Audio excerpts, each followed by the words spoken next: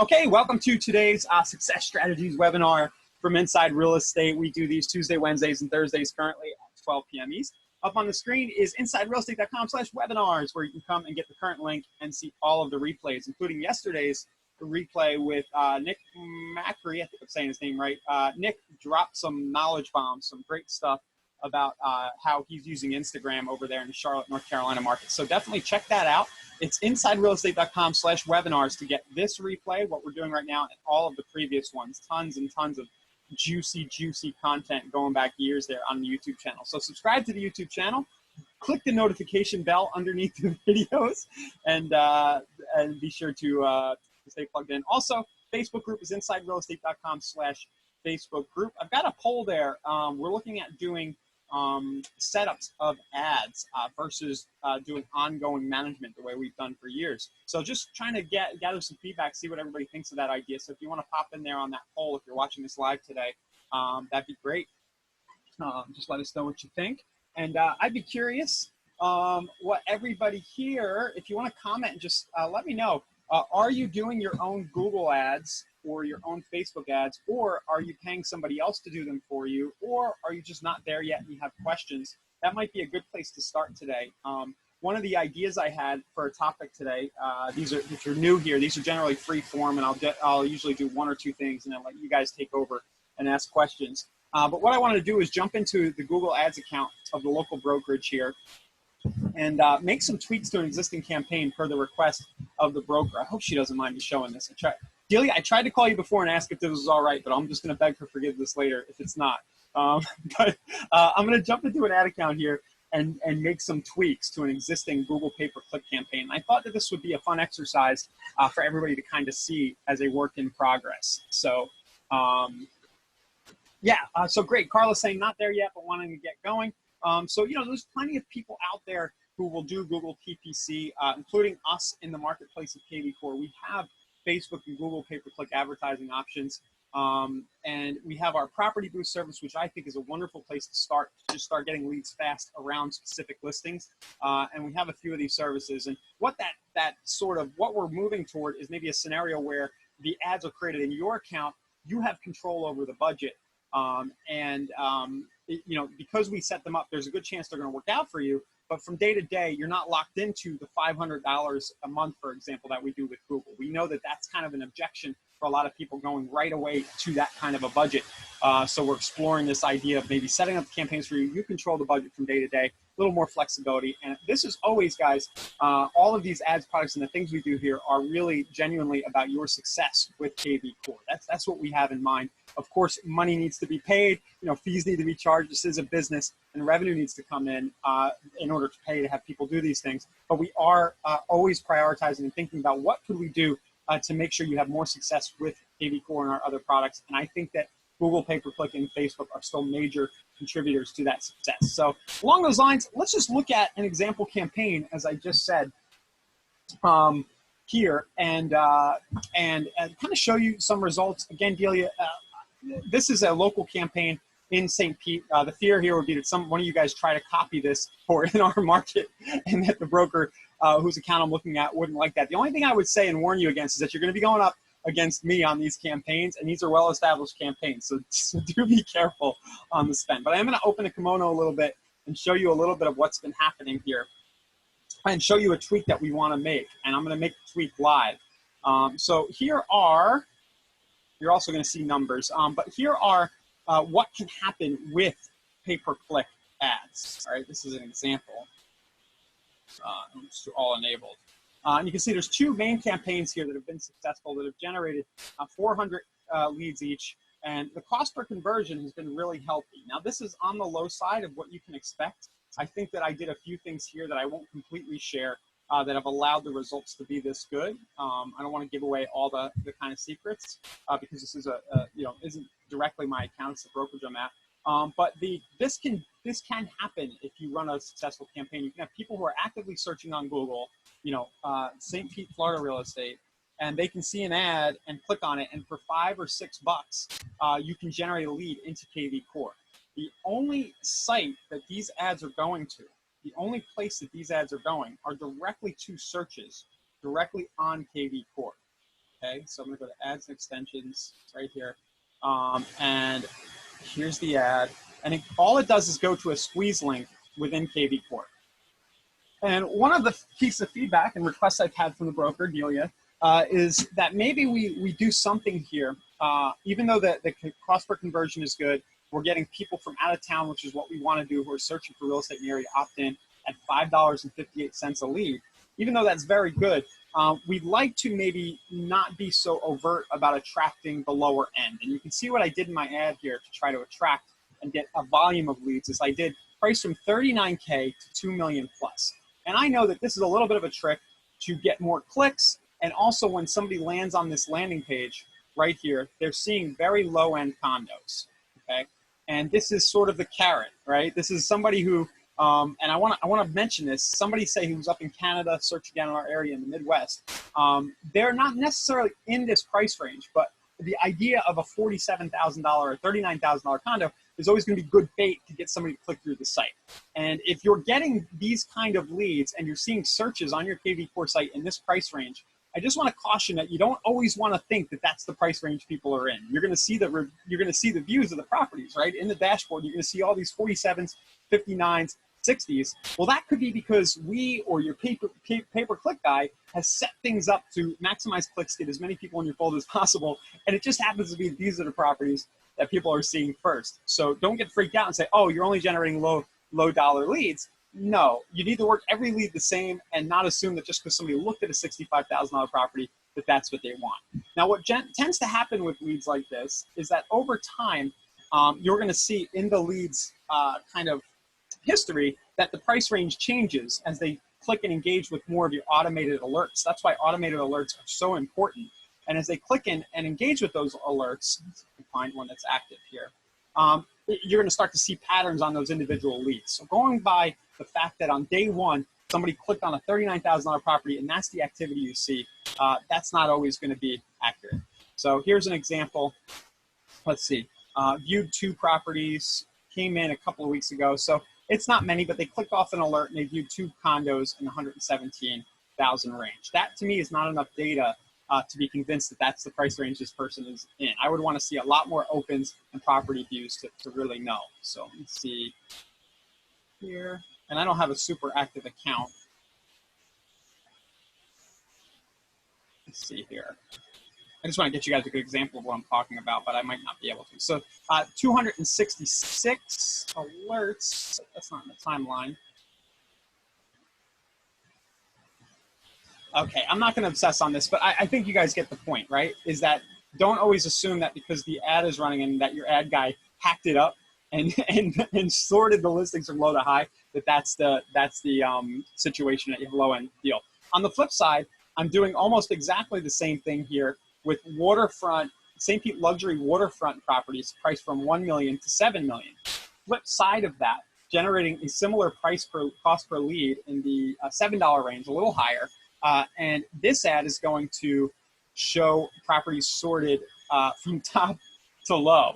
And I would caution, don't get excited when you got that $19 million buyer searching your site right away, because it's not accurate. But these two extremes are a good tactic, and maybe a pointer you can take away from this webinar that you might try is in your ads, both Facebook and Google, try to express a price range. And what I found is that whether you do it from top to bottom or high to low, kind of a good approach. It kind of gets people to do a double take with their head and click through on the ad. Now, the feedback that I'm getting is, hey, I don't want to deal, this might very well just be attracting people. Delia's had a big sample size here. I believe her. She's calling all the leads and she's saying, hey, can we try to not kind of attract that person who really only has a $50,000 budget? And this is a fun problem for me to try to solve. And I figured I would try to solve it here because it means I need to kind of rethink what these ads say. Now, the cool thing is that in order to get that different buyer, I really don't need to change the structure of the Google campaign. Google campaigns run at the campaign level, and then the ad groups themselves have keywords inside. And I'm not going to give you those keywords here. I'm not going to give away all the sauce, but they have keywords inside that people are clicking on. And the truth is, we can actually keep running the same ads to the same keywords and get the same flow of impressions. See this impression count right here, bunch of impressions, but we can play with the actual messaging in the ad in order to attract a different kind of lead. So it's a little bit next level, but when I hear that kind of feedback and it says, hey, let's see if we can get somebody else, the first place I'm going to go is with the ad messaging and try to change that up a little, because I know that only if you look at the CTR, well, this is pretty good. 14% of people are actually clicking the ad who see it, so that's a really good ad. And 4% are seeing, but the other 95% aren't clicking the ad. So there's still a lot of different people out there who aren't clicking the ad who could be attracted. What I want to try to do is get those people who might not be interested in the low-end condo. So I hope that makes sense. I know it can sound a little abstract and convoluted, but for those of you guys who have some experience here, I think that might be helpful. And let's go ahead now and just change the ad. So I'm going to go into the ads. And specifically, I'm going to mess with this condo one. Our luxury one, I think, is doing okay. You know, it's going to show the agents of the company. Another trick here, if you're running traffic for your entire company or a team, kind of a little hack is to sort those $1 million ones so they start seeing those $1 million impressions right away and they get excited, right? So if you want to get your team engaged, there could be a good hack in that. But I'm going to go ahead here, click edit. I'm going to click copy and edit. And we're going to just kind of create another version of this ad. So I'm going to do St. Pete, Florida condos. And I'm going to go waterfront. So what I try to do is figure out something that the competition isn't doing, right? Most of the competition is just saying, search St. Pete, Florida condos, you know, or find homes for sale in Tampa. It's very generic. But if we can identify something that kind of makes the ad stand out a little bit, numbers are good, doing price ranges are good, but also characteristics of the property. So I'm going to go waterfront. I might even do beach and waterfront, which is kind of the same thing, but I know beach is a buzz thing here, right? Beach and waterfront. Beach and waterfront, starting at, and if I had more time, I might actually, I'm going to go starting at 350. I might actually figure out what the right number here is, but my knowledge of the market thinks that's kind of a good number where there's actually going to be listings. And then I'm going to go run the search, and I'm going to change the link that I'm sending the traffic to start at 350,000. So let me show that. You know, I know this is review for a lot of you guys. Let's go build and squeeze link for anybody who's kind of new here and wants an idea about how to do this. So I'll go into my lead engine. And I'll go landing page. This is for the main brokerage, but I'm just going to take my subdomain off of it after. I just have to be logged into this account. Oops. I'm on the wrong page here. Carla, that's a good question. What's the best way to check what the competition is doing so we can do something different? On Google, it's really simple. Just start Googling, and you can see what pops up. Don't go clicking their stuff necessarily. It's kind of, you're going to cost them money. It's not a nice thing to do. And Google, if you do it too much, Google will kind of know, and they might not like you so much. We all got to fear the Google these days. I don't know what they can do behind the scenes. But start Googling and seeing what ads pop up. On Facebook, you can actually see what ads a specific business page is running. I haven't done that in a while. It's like, I think it's on the page somewhere. I might have to come back on that and explain how. But if you Google how to see competitors' ads on Google and Facebook, there are ways. Big Similar Web is another site that you can see Google ads are running possibly. Anyway, let's do this. St. Petersburg. I'm going to make my squeeze link here. And then again, I was going a little higher on the price range. So I was doing 350, and then we're going to just go all the way up. 99 million. And I offered waterfront. So I'm going to go into for water view. And I'm going to go up into my options here. And this has been pretty good. I'll do waterfront in my market. It's pretty good. It gives a good set. So waterfront 350 plus. Oh, you know what I did? I did the city, but I do want to do the whole county. I'm saying St. Pete, but there's more to it. So I like to go with the county there. All right, and then source is going to be Google PPC. I want to make sure it's consistent with our other ads. So selfishly, I'm just taking a minute here, and I'm making sure I'm using the same source because the routing rules in the system follow that source. So I'm going over and making sure that the source is Google, and then the hashtag is St. Pete Falls. No, it's not. It's condos.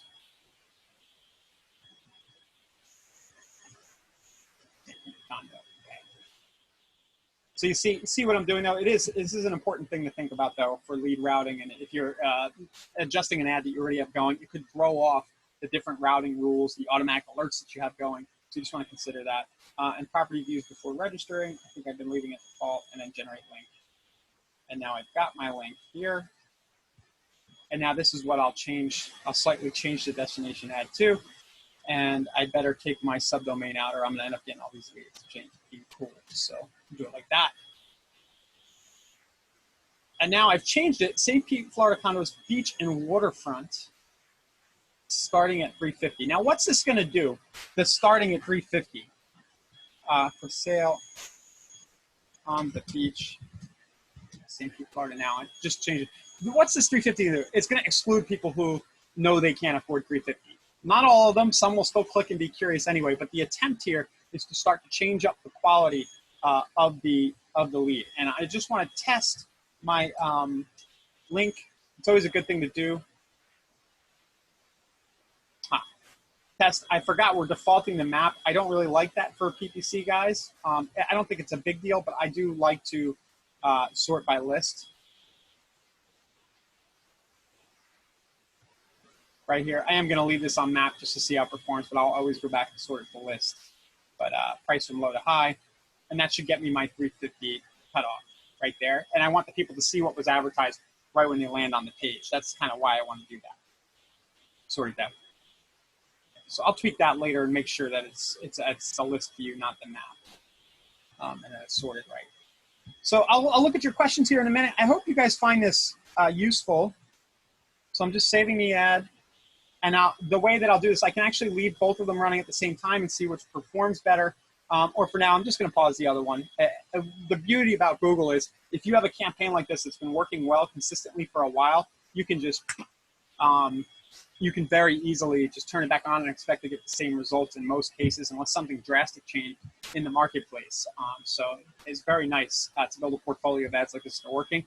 And it's safe to kind of play with them and change them as long as you always keep the one that was working so you can go back to it. So I paused that one, started this one up. In 3 or 4 days, if Delia or the team is like, hey, where'd all my leads go? I'll know that this didn't work out so well. That's usually how I know. I try to remember to go back in, but, you know, somebody will yell at me. All right, so let's see here. Comments. Yeah, so getting a lot of leads from, oh, okay. So Josie's getting a lot of leads from a Facebook ad, but not a single one has listed a phone number. How are you formulating your ads to input a phone number? So the biggest kind of, the easy, quick answer to that is use Facebook lead generation ads. There's an objective in Facebook called lead generation, and we've built all our Facebook ad services around this because it just works like crazy to get phone number, cell numbers. So our Facebook AI and retargeting will do that, and core property boost. Now, if you're running your own ads, and you want to know how to do that stuff, we've done a number of webinars about it. I think I have a lead ads webinar here. And there's also a course in the learning portal called Facebook, something Facebook ads or something. I do know that I have some webinars in there. So let's just do lead ads. I want to kind of just get you guys. There's the one about seller leads.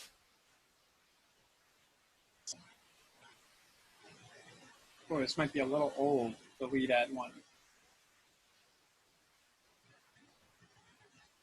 It's definitely in the course, and I'm going to drop you guys the seller lead ads one, if that's okay, because it does show the process of creating a lead generation format in that recent webinar we did.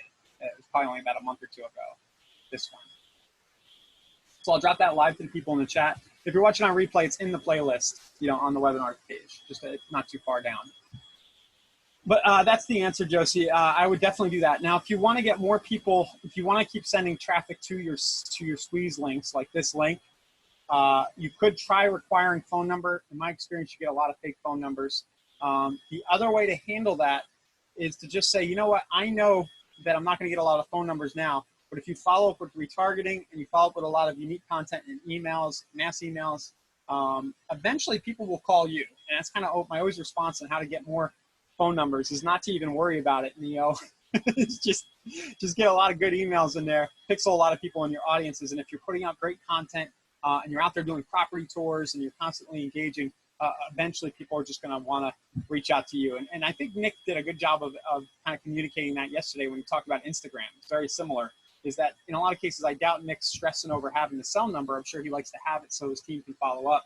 But I'm sure a lot of his business is coming from people just reaching out to him because he's out and about and everywhere they're seeing him, and he's getting those DMs on Instagram and other channels. So that would be my advice there. Either do the lead generation ads or stress a little bit less about your immediate phone number acquisition and focus a little more on the conversion content. Okay, what's the best way to check out what the competition is doing? Oh, we answered that. So how to spy on competition Google ads. You know, this is other than just Googling it. I know there are sites. So Neil Patel's got an article about everything. So yeah, he's got a product called Uber Suggest. There are some paid programs like Ahrefs and things like that you could use. So I'll just drop these for you guys. Oh, and I'm sorry, I dropped the link earlier to that video, but I dropped it to just panelists. Sorry, thanks for letting me know. Sometimes I do that. You have to like choose all attendees. So there's the link to this blog post I'm looking at now, and then the YouTube about seller leads I just dropped to everybody. So spying on Google, there are some tools, and then see what ads a Facebook business page is running. I should do this more. I know you can do it, but I just don't. But here's how. You go to the page and then see all in the page transparency section. So facebook.com/.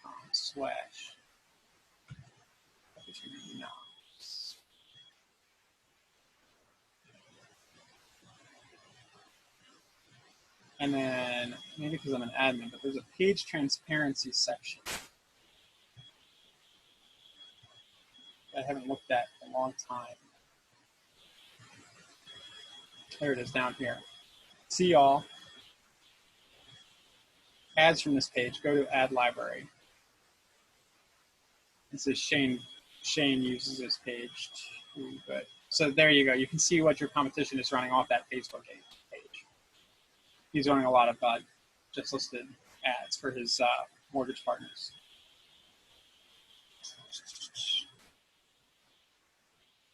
That link makes you put in your website. Oh, Uber Suggest or the Neil Patel link?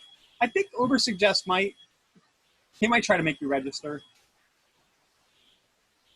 But for Google, I think the best way to see what other people are doing is just Google. Like I'm Googling St. Pete condos now. Google it a few times. You can just see what else is popping up there. And you can see, I've been really, a lot of times there's not as much competition as you would think. I'm not seeing too many other agents on here. I'm seeing specific condo complexes gaming this keyword. That might be why the campaign's doing so well. And you might assume like I do that everybody's doing this stuff, but you might find that in a market where you have 5,000 licensed agents, that 5 are doing this stuff. So there's plenty of opportunity out there. And there's so much traffic on Google that even if 100 people are doing it, not all 100 people's ads show at the same time. So here's one. That's interesting. That's only one other agent that I see. And the rest are kind of services. So just a thought. So I hope everybody found that kind of useful, that kind of beginning part, just going into a Google Ads account. Again, we're looking at a situation where similar campaigns to this get set up for you as a marketplace tile where you don't have a recurring fee. We're just kind of gauging some feedback. We're not 100% sure that's the right route, but based on the feedback in the group, it's sounding pretty good. Seems like something people would like. So if you want to go and contribute to that poll, if you're watching this on September 3rd, it should be on the top of the thing here. And if you're watching a replay later, but so far 31 people versus 7 say, yeah, they'd actually like that. That's it. Does anybody have anything else you'd like to kind of explore today? That was what I brought to the table for our session. And I'm looking through the comments here to make sure I didn't miss anybody. Okay, great question. Allie's asking the difference between landing pages and squeeze pages. So pretty easy to show. So a squeeze link, you guys just saw me make one. Right? It's this kind of link where I have a list of properties And then if I click through this list, eventually I'll be asked to register. So I'm going to open this up. I'm already logged in on this site. So I'll open a new incognito window. So with a squeeze link, this is the experience that your visitor will have. They'll kind of land on the link. They might click through a property or two. And then eventually they'll be asked to log in and enter an email address or click continue with Facebook or Google. And the lead is generated that way. Now, one thing with squeeze links is you'll notice the way we do squeeze links is that there's 100 other options on this page. There's other properties I can look at. There's all these different links here. There's a navigation up top, right? All this different stuff I can do and a lot of information. And generally what this does is it dilutes the attention, right? So off a Google ad, we do pretty good because it's pretty targeted and the modal pops up. We've tested this stuff and we do about 10.5 to 11% across North America, you know, so coming off a Google ad conversion rate. Now, if you want to get a higher conversion rate than 10 or 11%, or if you're running Facebook ads, it's usually around 4 or 5, just so you know. You know, it's a little less than 10. But if you want to get higher percentage, if you want to get up into that 30, 40, 50% conversion rate, our landing page feature might be the way you go. So a landing page looks like this.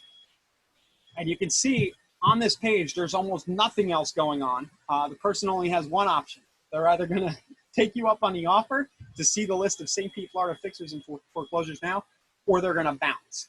And if you've written a good ad that already gets them to click off of Facebook, for example, offering a list of fixer-uppers and foreclosures, the landing page doesn't need to do a lot of selling. It just needs to not have distractions like a squeeze page, and you can get 30, 40, 50% opt-in on this kind of a page. So that's the difference. Landing pages I would use for very specific offers. If you have ebooks, if you want to get coming soon listings and you want people to give information to get information about a very specific thing, great. Squeeze links are very good for offering lists of properties and then getting people to opt in. Good question from C. I don't see your full name. Is it possible to just put a squeeze page post on my Facebook page without buying an ad? Nope, definitely possible. I talk about this almost every day, right, guys? For those of you guys are on every day. I think we did this 2 days ago on 9/1. We talk about it pretty frequently, and that is, you know, the idea of posting squeeze links to Facebook to your personal profile is definitely a good way to go. So definitely do that. Do it every day. Do a property search of the day, a property list of the day to your personal profile so everybody remembers you're in business. And then a lot of people like to spam Facebook groups. I don't like it, but I know a lot of people are generating commissions doing that, so do it if you like. Spam those Facebook groups. Just be careful about getting yourself into Facebook jail or banned or getting your URL timed out, because that can happen as well. That whole approach, I do have a little mini course inside of the core learning portal, which I just clicked through, where you can, it's called Social Posting for Leads, where you can see a step-by-step on how that looks. So where is it? I think it's in Growth Strategies, a simple social media posting protocol that generates leads and referrals. Right there. Cool. So how do you do the landing page? Sure. The way that you do that is you go to Lead Engine, and you go to landing page right here. You select your domain, and it'll bring up a page that looks like this. You have different options for the different formats. The way the pages look, they do different things. You know, some only have a button that clicks to something else. Generally, you're probably good just to stick to the main one that pops up, the lead generation. You're going to add a hashtag, any old hashtag. A call to action for the button. You see I'm doing click to see the list. And then your URL after login would be maybe a list of properties. So let's go back to our luxury homes. So this might be the URL I take them to afterwards. I can take them to a squeeze page. Now keep in mind, if you take a landing page and you redirect somebody to a squeeze link, they're automatically logged in, so they won't have to log in again. So I'm going to go URL after login, and I'm going to do now St. Pete, Florida, luxury homes, priced from 1 million. Something like that. I like to get rid of the other bullet points. I feel like it gives the chance for somebody to get confused there. I think that's a bug. Has anybody noticed that you can't get rid of this? I'd like to get rid of this. So I reported that as a bug a few days ago. And then you can set your background as well. There we go. That makes for a pretty good page. So that would be it. And then I would just click save, hit OK. And then these don't get saved in the database to come back to later. I know it's a shortcoming, it's an issue. So you're just going to want to save the URL that's in your browser and use it in your marketing. But this alone, this one landing page, you could build a whole business around, right? If you focused, if you went and bought St. Pete, Florida luxuryhomes.com or whatever, redirected it here and marketed everywhere you could, any possible place you could. Just this one page could be your whole funnel. And then as people opt in, you would just set all these leads up to get automatic hashtag alerts for all listings in that price range. And that's the makings of kind of something that could work over time, especially if you're only attracting 1 million plus leads. You don't need to have a high conversion rate for payoff. What stuff do they get sent if they put sell? That would be something you text. And the idea, this is kind of a funny story. Justin Tracy, who built the landing page converter back from conversion days, asked me what the page should do. And I said, oh, you should put something where you can have like a message at the bottom underneath. And I said, something like if you enter your cell, we'll text you cool stuff. But I meant like as an example, and he just made it part of the product, and it's been there for like 5 years. So this isn't ideal. You should change this to say something that you would. So an example of what you might put is if you enter your cell, we'll text you the best luxury St. Pete, the best luxury home deal we know about in the area right now. Give some people something compelling. Or if you enter your cell, we'll text you our ebook about 7 tips for negotiating a better deal on a luxury home in St. Pete. This was kind of, I'll work to get this fixed so that it works properly here very soon. I do have the request in with our product team, but this was meant to be an inducement to get the cell phone number put in there, and it's supposed to be free form where you can put whatever you want. So the hashtag, you might have missed that, but it was up top.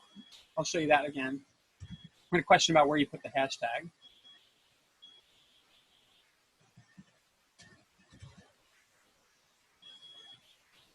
It's right up top here. I probably went too fast.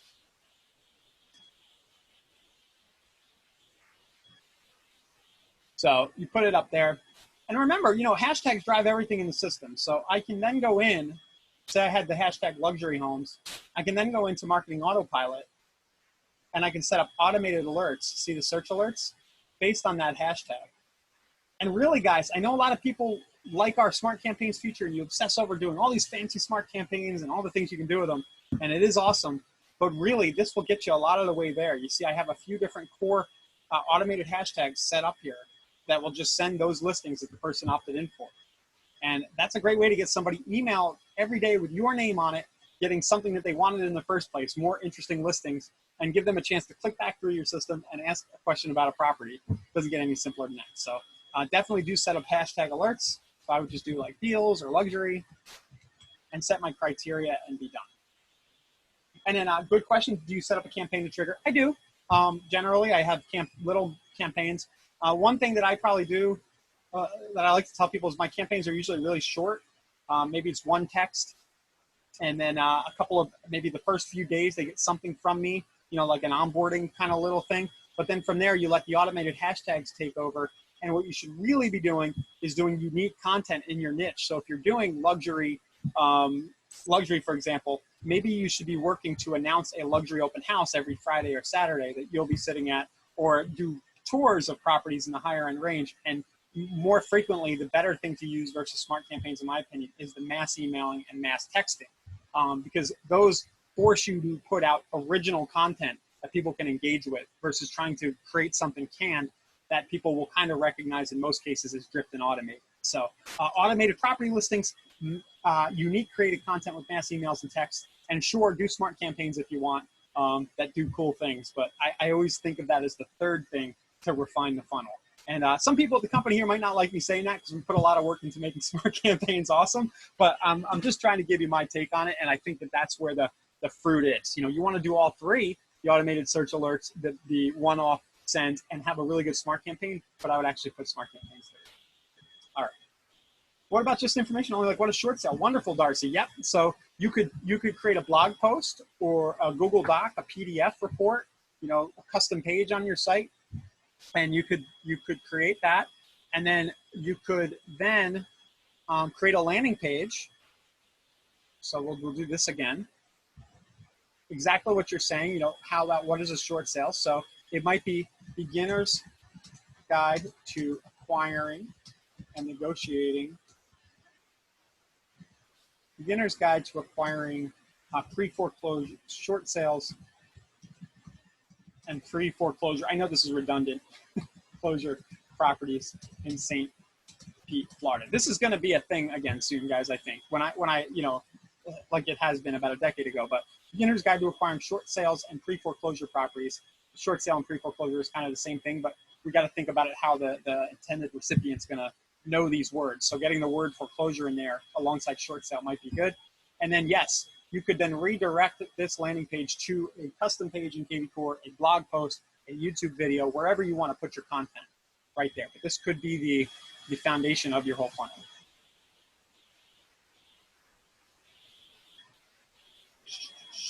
So Darcy, you don't know how to create a custom page or a blog post?